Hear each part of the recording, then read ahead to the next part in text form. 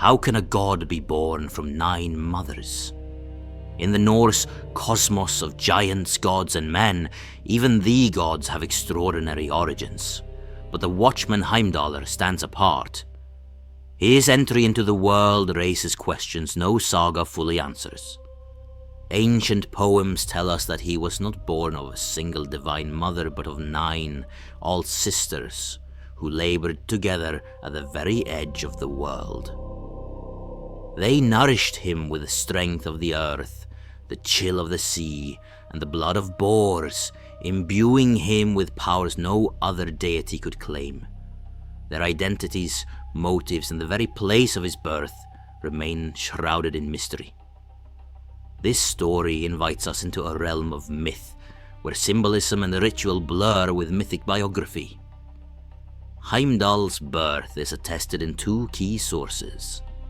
In Snorri Sturluson's Prose Edda, an enthroned storyteller called Hai describes a god named Heimdall, the White God, who is great and holy and possesses golden teeth and a horse with a golden mane.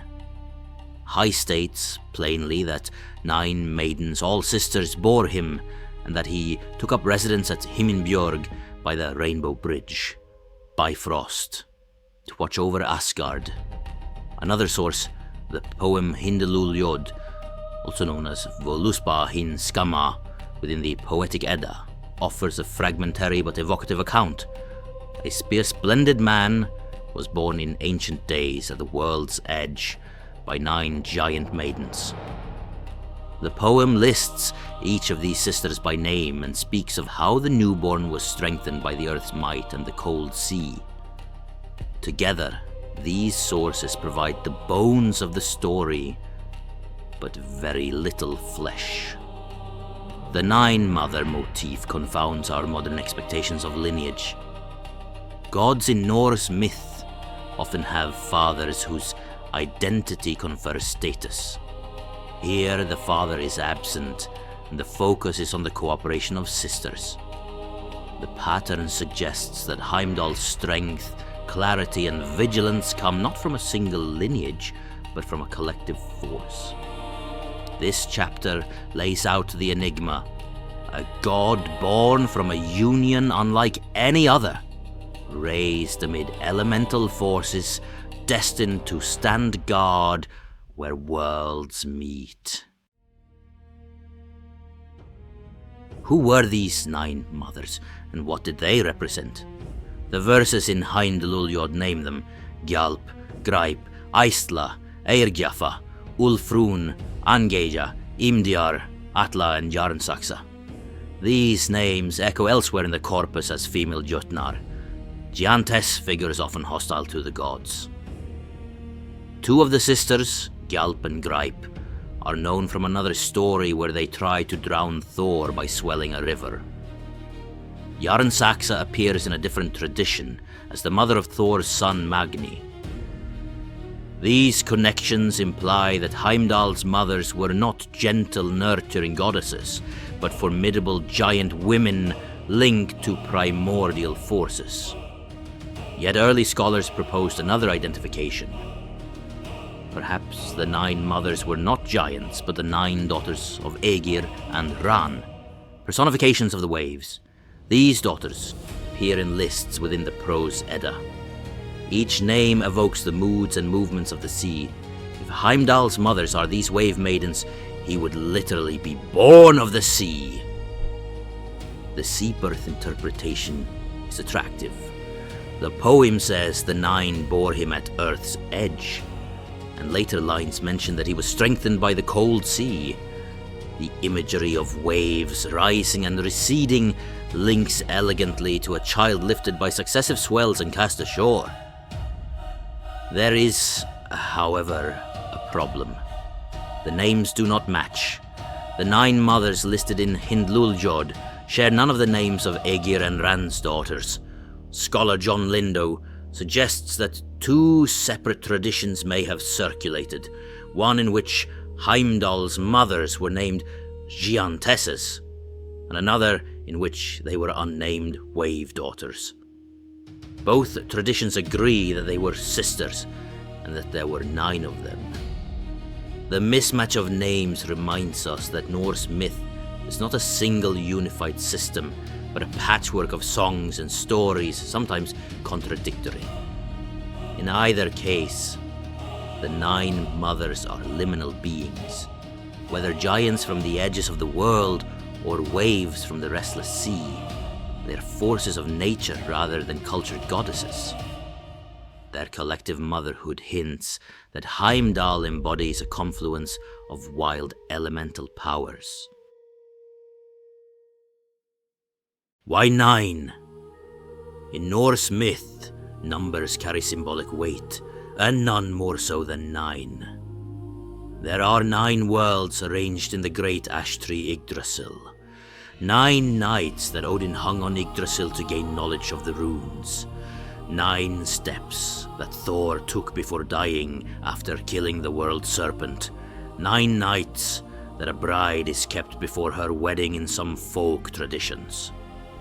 The birth of Heimdall from 9 mothers continues this pattern of 9 as a number of completion, initiation, and cosmic alignment. Some commentators have looked beyond the Norse corpus to other Indo-European myths and folk traditions. In Celtic tales, 9 maidens tend a cauldron of inspiration. In the Finnish epic Kalevala, the cosmic mill Sampo has 9 locks and is turned by 9 maids. The Hindu fire god Agni has 9 mothers. In many maritime cultures, sailors speak of the 9th wave being the largest and most dangerous wave in a series. Essayists have pointed out that the 9 mothers of Heimdall may have been imagined as waves because every 9th wave is bigger and stronger than the 8 preceding it. This cyclical pattern of rising power, culminating in a climactic 9th surge, resonates with Heimdall's story. 9 forces build together to produce a hero of extraordinary might and perception. Another strand of scholarship links the 9 mothers to the world mill, a cosmic grindstone that turns the world and keeps the seasons in motion.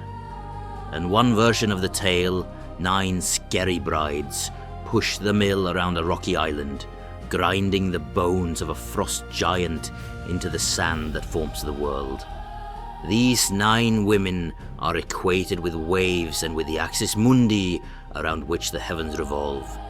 If Heimdall was born of these mill-turning maidens, his birth becomes an image of cosmic order.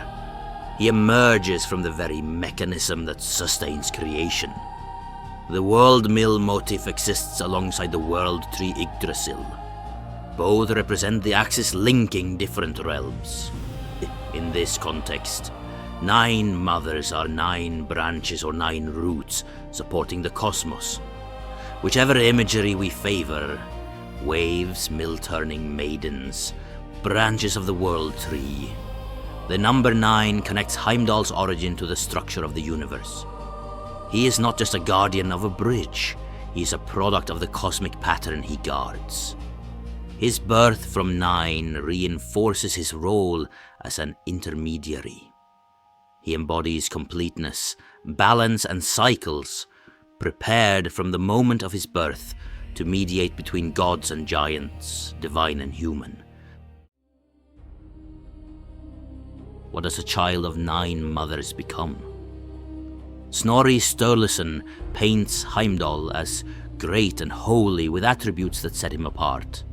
His teeth are made of gold, earning him the epithet Gullintani, golden tooth, and his horse Gulltopper has a golden mane. He is said to require less sleep than a bird and to see equally well by day and night across vast distances. His hearing is so acute that he can hear grass grow or wool growing on sheep. He possesses a trumpet called Gjallarhorn, whose blast can be heard in all the worlds, and that will sound the beginning of Ragnarok. These supernatural senses and his shining appearance underline his purity and his role as watchman. In Hundluljod, we learn that the newborn was endowed with the strength of the earth and the cold sea.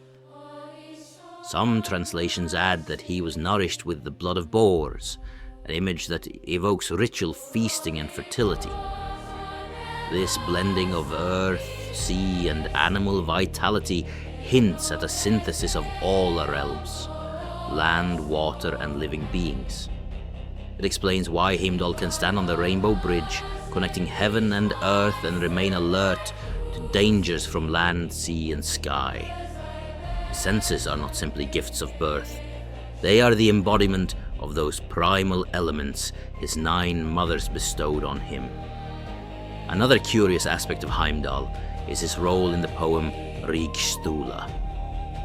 In this tale, he travels among humans in the guise of Rig, visiting 3 households representing different social strata. He sleeps between husband and wife in each home, and after he departs, each woman bears a son who becomes the ancestor of one of the classes of society: thralls, serfs, carls, free farmers, and jarls, nobles.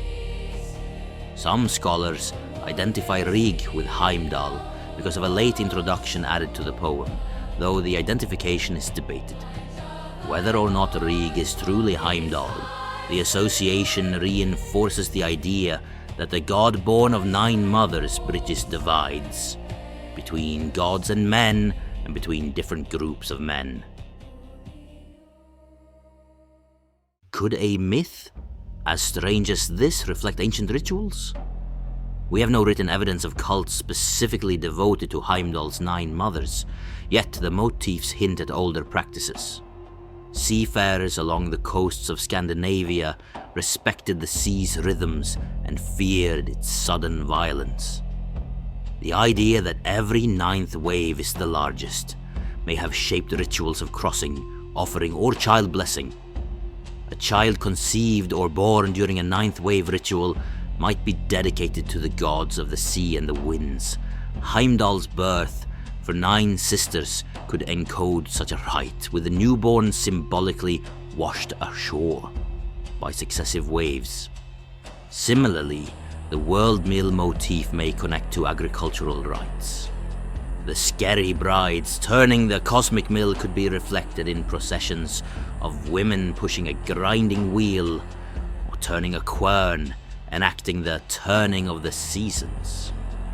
The 9th turn might be marked as special, representing the completion of a cycle. A child born at such a ritual would embody the community's hopes for balance and protection. The connection to the world tree suggests arboreal rites. 9 branches cut and woven together, 9 torches or poles erected, 9 women circling a sacred tree. The poem's mention of strength of the earth, cool cold sea, and boar's blood evokes ingredients used in blessings and offerings. Boar sacrifice was a common feature of Yule celebrations among Germanic peoples.